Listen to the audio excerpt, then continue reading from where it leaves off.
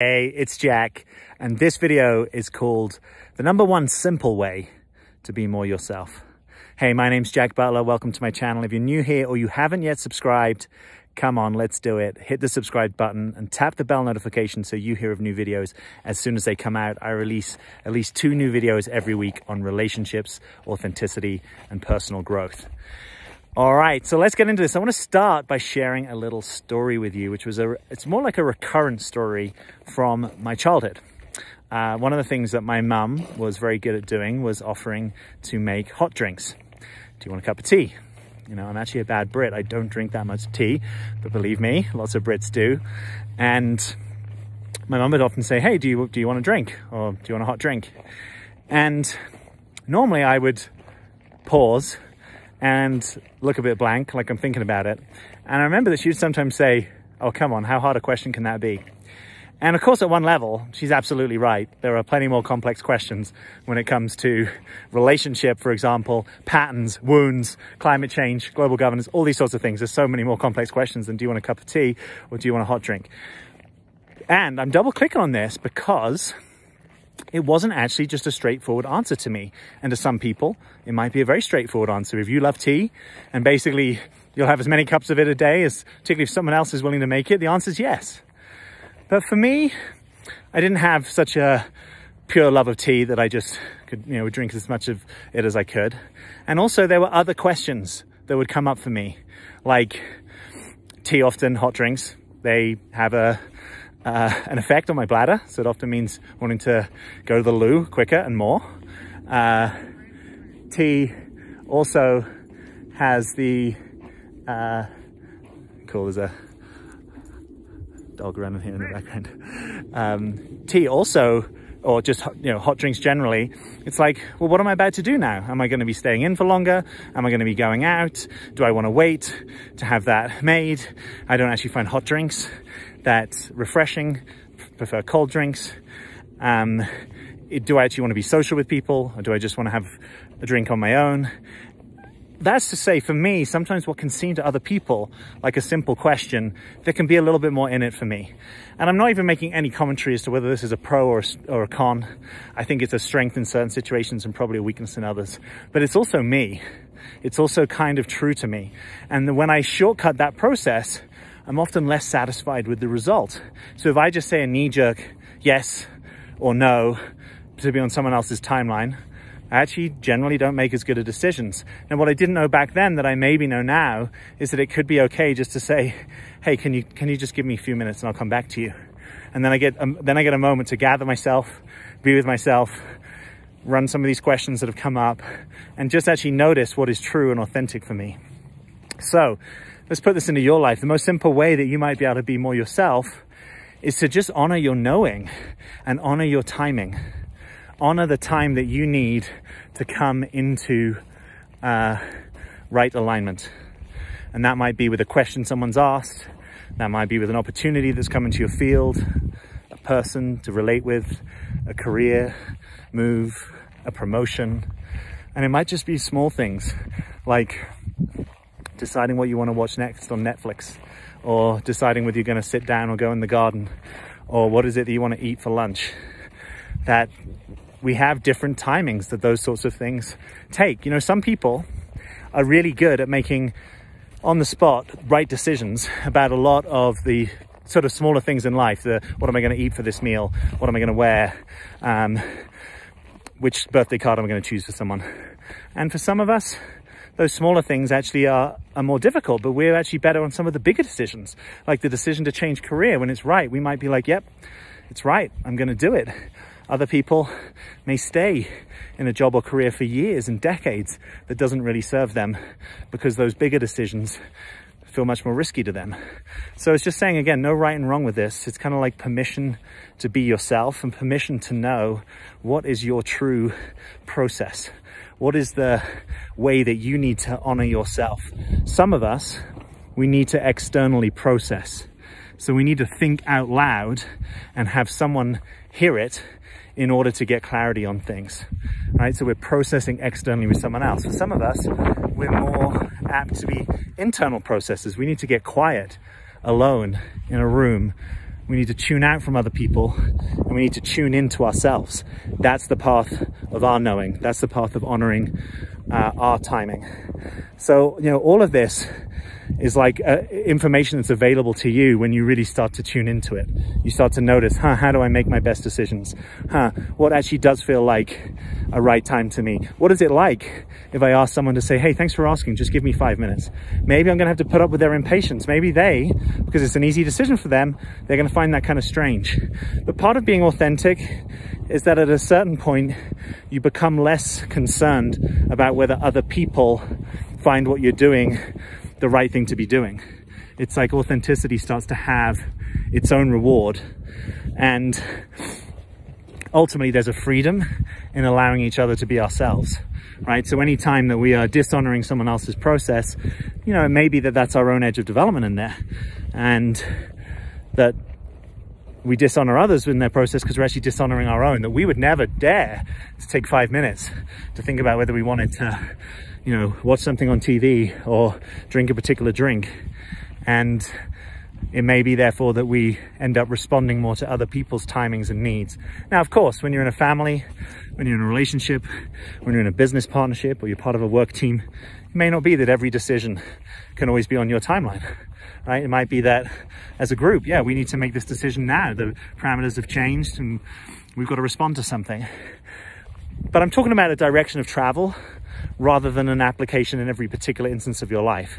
You following me? I'm saying if your edge of development, your movement in your development is actually to honor yourself by taking a little bit more time. Or it could be that your edge of development is actually to step into action before you feel comfortable. Right? I know this even a bit from the Enneagram studies. If you're an Enneagram type 9, 5 or 4, and if you don't know the Enneagram, no worries, but I would encourage you to check it out at some point. Or if you be part of my online program, I'll give you access to my online masterclass. And if you want to be part of my online program, then click the link below this video, download my Real Freedom Guide. Woo, the wind's getting up. Download the Real Freedom Guide, because that will put you on the email list. And it's the people on the email list that will get first tips in being in my online program when it launches later this month. So download the guide, click the link, it's the first link beneath this video, and that will get you on my email list. So for some people, and I was mentioning the Enneagram there because it's one way of thinking about this. Some of us, we're more comfortable delaying, right? We delay, we think, or we process. We're a bit ready, and we never aim fire. So for some of us, we need to learn how to aim fire sooner, because otherwise we're always at the back of the room watching. We're always an observer. We're not really in the arena, getting stuck in. You know, I know that some people do this in dating, where, you know, they'll try and put up all sorts of obstacles, questions, barriers to just get into the first date. And sometimes my advice is to help people get to that first date, because you'll get so much information. And it's okay to have a bad date. It's okay to walk away and be like, okay, cool, probably won't be seeing you again. But at least I got in the arena, right? And I started playing. So that's also about honoring true timing, right? Not just what your habitual self, or the one in you that has a whole load of patterns that it's learned in order to keep you safe. I'm talking about your essential self, or your real self, may have an authentic honoring or timing that goes with it. And that's what I'm encouraging you to get in touch with. I don't know what it is. It's not really any of my business, other than to invite you into the inquiry of noticing and appreciating that this stuff matters. So next time someone comes to you with a question or a decision, just notice what might be a true timeline for you. Do you need to ask for longer? Do you need to ask someone else to maybe get to their decision quicker? Because actually that's what you need in order to honor yourself. What is true for you to honor your knowing? And it may not be that you are habituated to this. It may not feel normal to you. It may actually feel weird and abnormal because you've constantly been speeding up to fit in with other people, or you've constantly been slowing yourself down when actually you need to step into action. Or maybe there are certain types of decisions that just come incredibly quickly, and you can just know in the moment. Someone asks you, you can just know, yeah, boom, in this moment I know what my truth is. But for some of us, we need to go and sit down, journal, reflect, take a moment, gather ourselves, feel into it. And that might happen over minutes, hours, days. We don't really know. So that's the most powerful way that you can start to be more of yourself, is to get more curious about who you really are when you honor who you really are. And it may look different than the person you've known. It may look different than the person you've presented to the world. It may look different from the person you've even presented to yourself, right? That's sometimes what is scary about this stuff, is our own authenticity can be as much of a surprise to ourselves as it is to other people, because we just have no experience of being in contact with it.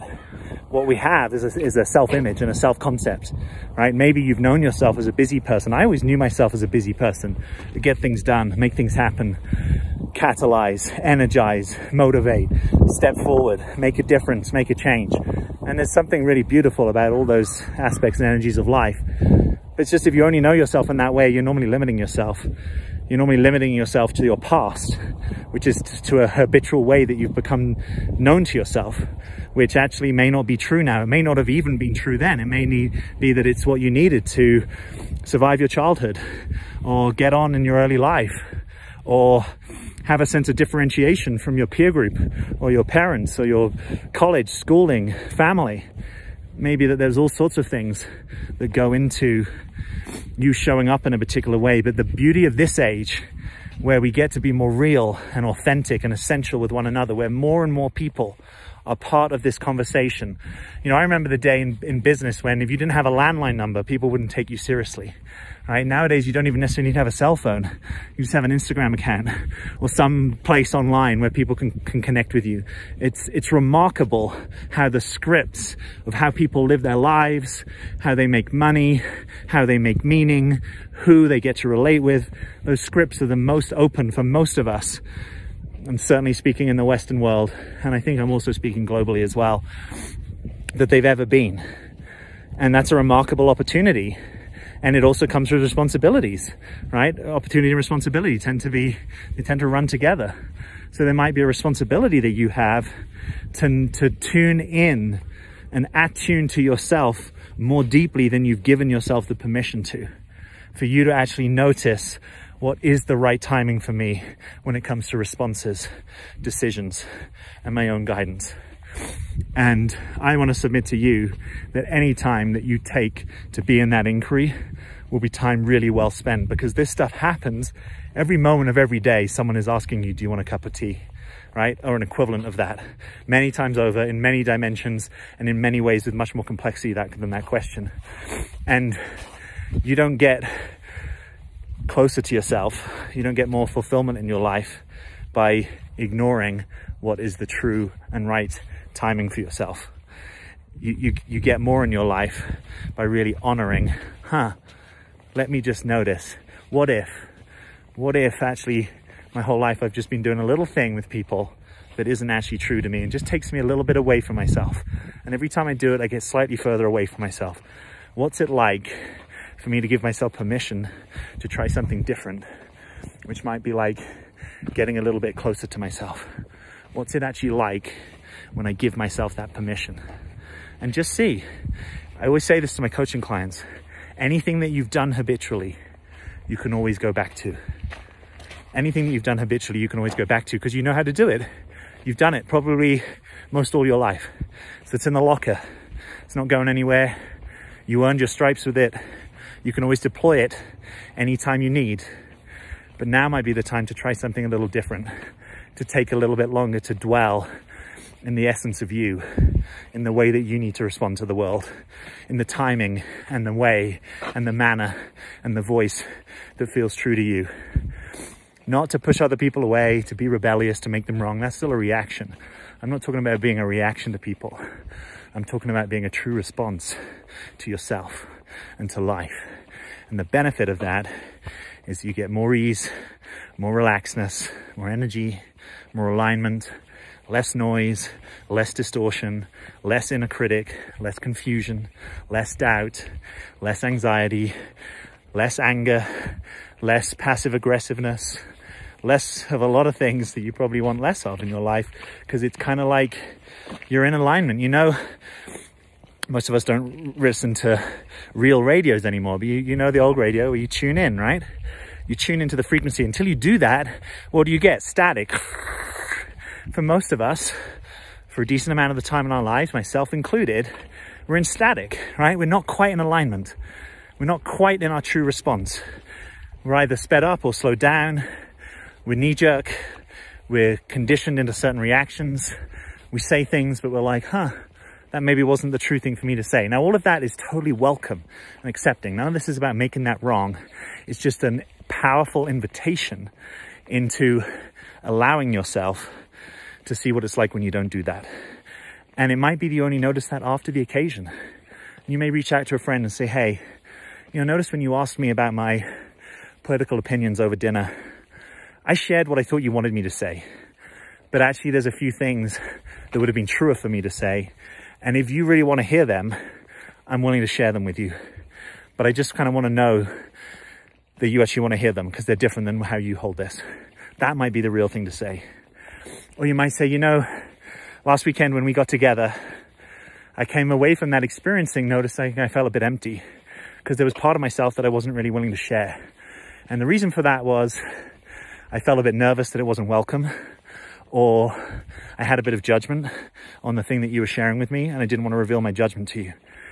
That's the path of authenticity. Not that it has to be right in every moment, but that we care about our authenticity.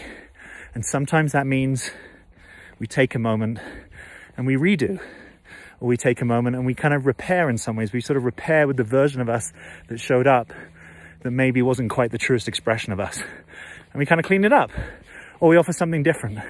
Or even if we can't say the full thing, we just say, hey, there was a way that I wasn't quite authentic with you, and that's okay.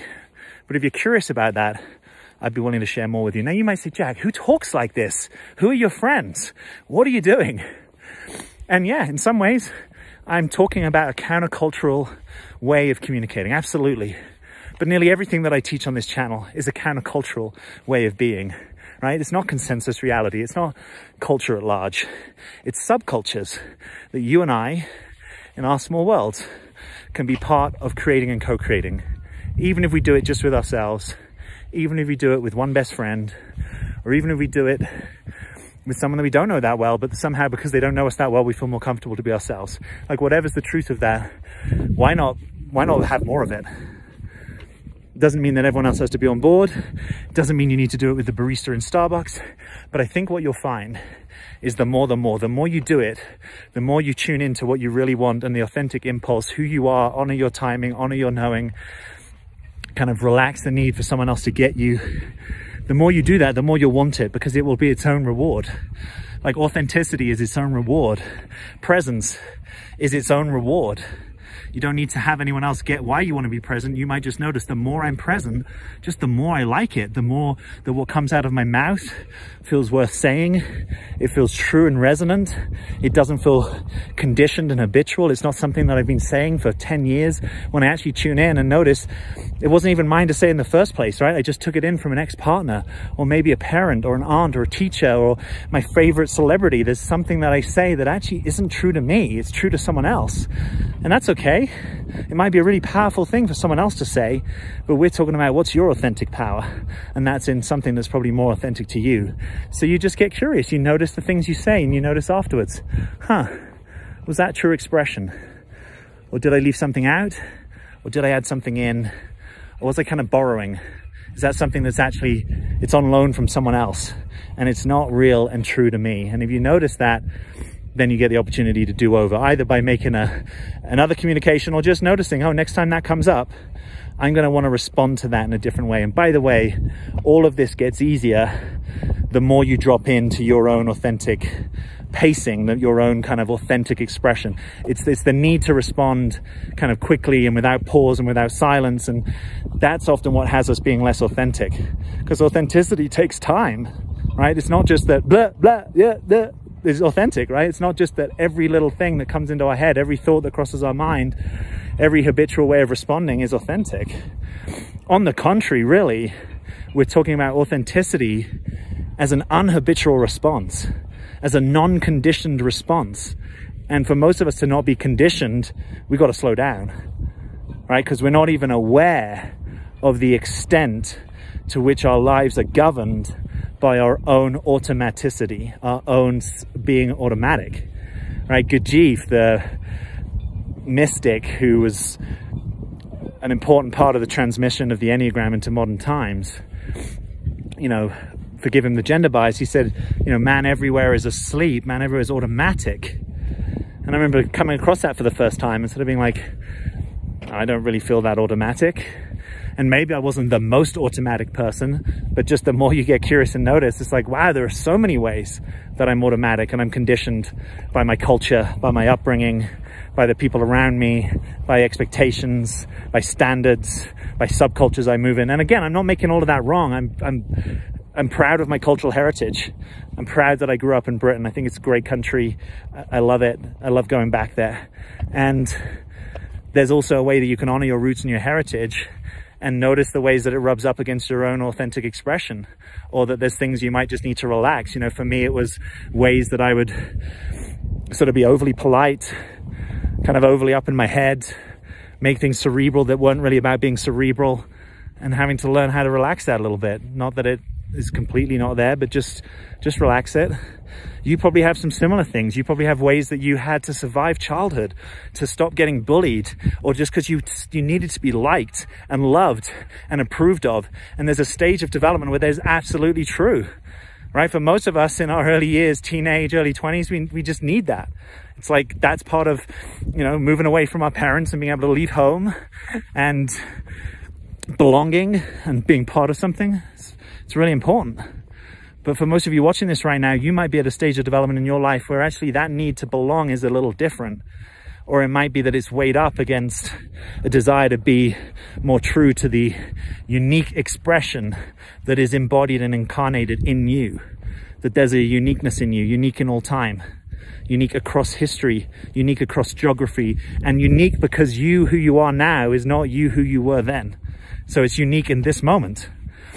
So there's something precious about that. I always think, you know, sometimes I'll be out with a group socializing or at a dinner or at a party or something. I'll just be like, this is unique. This group won't come together like this at this time, with this cultural and political backdrop, with these modes of conversation, with these facilities and tools and capacities that we have available to us, with this kind of health or unhealth wherever we're at. This is unique, and I think it's the same for you in this life, in this moment. So what's it like to be present to the now of your life, to be who you are now, not based upon yesterday's ideals, not based upon yesterday's unfulfilled ambitions and dreams, but how to become in alignment with who you are now.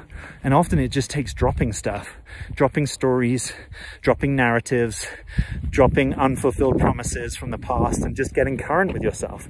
For most of us to do that, we need to clear out the decks, the psycho-emotional decks. We need to metabolize and digest more.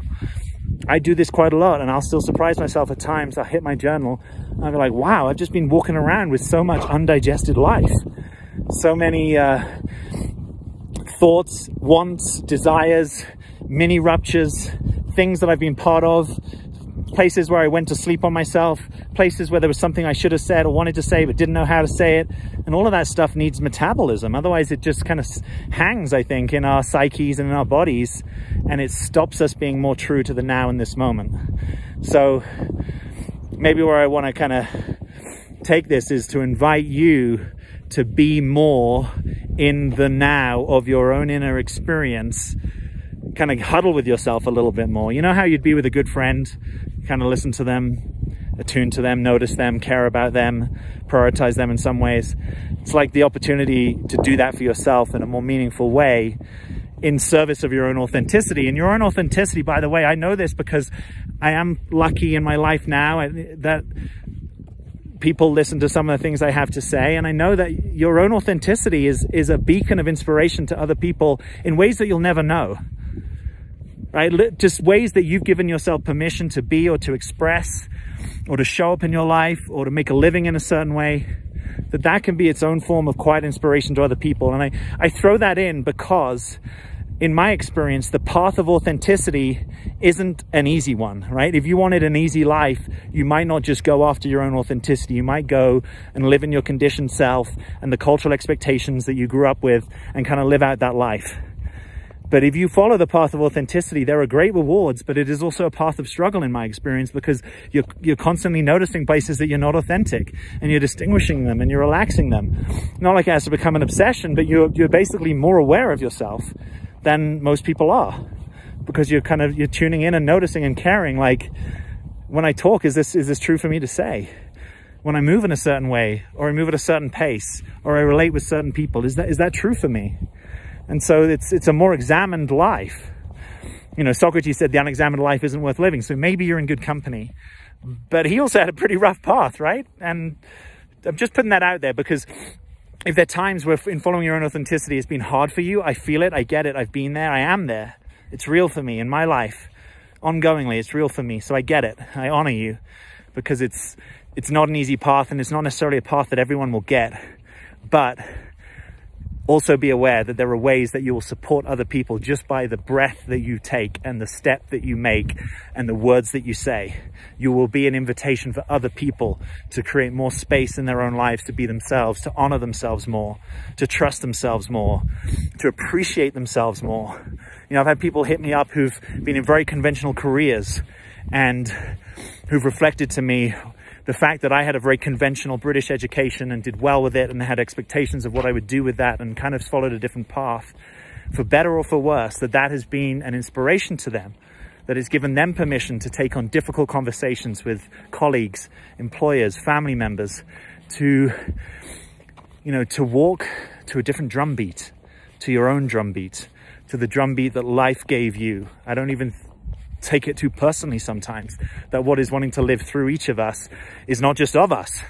Our life is not just for us, it's for everyone in a certain way, right? That your expression brings things to other people that they need. It's nourishment to them in certain ways. So if you've had a tough time, or if you've had people curtail your authenticity, or ways that you've felt that your authenticity has meant you've lost friendships, relationships, work, context, I get it. Again, I get it because I've been there, and I know that it can be rough at times. And I'm just saying that I still think that path is worth walking, and I honor you for walking it.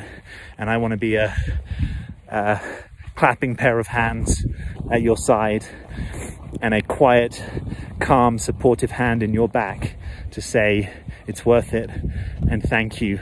And there might be ways that you don't even realize, and I don't even realize, that you are doing that work, not just on your own behalf, but on behalf of the collective. If it's true, and I sense that it is, and I'm curious what you make of it, but if it's true that we are living into an age of more authentic expression, then some of us are at the vanguard of that. We're pioneers of that.